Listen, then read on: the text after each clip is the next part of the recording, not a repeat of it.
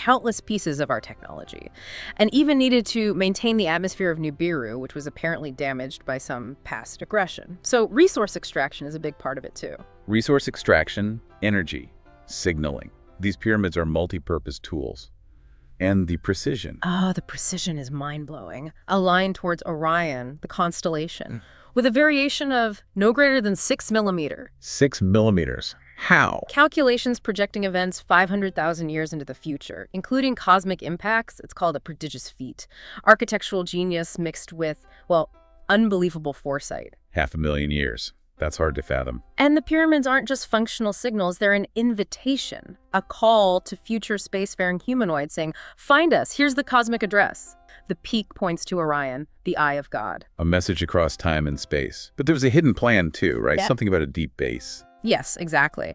Enlil and Elotron decide to build a secret base deep underground to preserve the history of the degraded, maybe the ones who ruined Nibiru's air, and leave clues about this whole cosmic manipulation process for us, or for future humans to find. The time capsule, meant to be found millennia later. Fascinating. And the story expands again. We meet the builders. Ymar, Tronion, Awenil, they come from Orion. And they set up on the moon. Yeah, Tiamat's moon. Their goal is huge.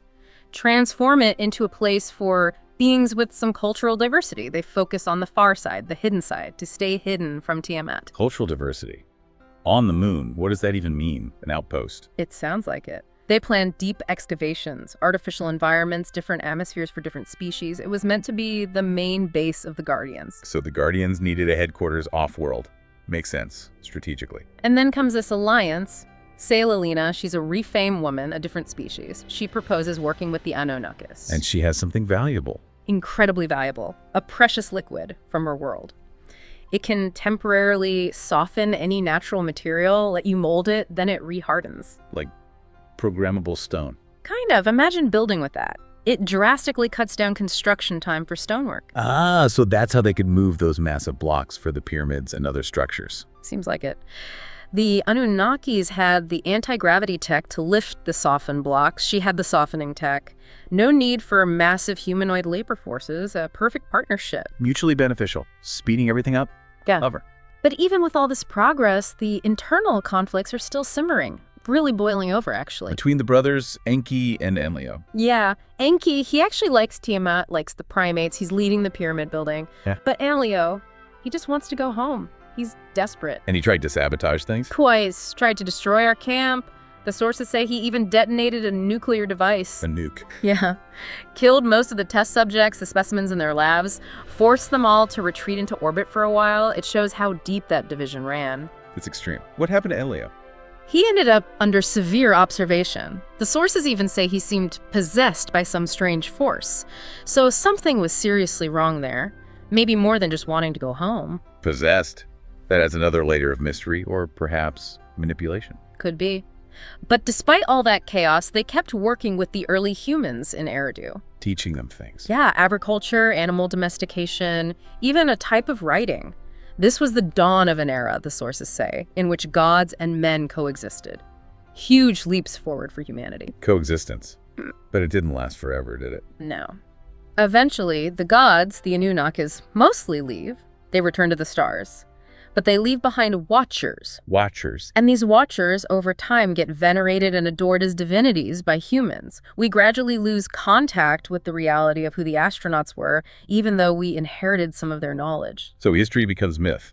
The memory fades, replaced by worship. Exactly. It really makes you think about the roots of our own mythologies, doesn't it? It really does. How easily the extraordinary becomes divine in collective memory. And amidst all this, you have Enki's final sentiment, which is quite touching, actually, considering where they started. What did he say? I will make this world my private paradise.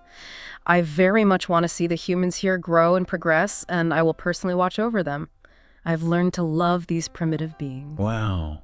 From exile and desperation to love and protection. What a journey for him. What a journey indeed. We've covered so much ground today, from these desperate exiles crashing onto a hostile world to becoming architects of civilization, shapers of, well, us.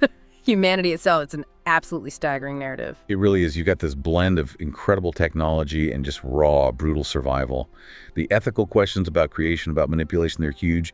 And always that hint of unseen forces, the guardians, destiny, and the fundamental questions about where we even came from. Absolutely.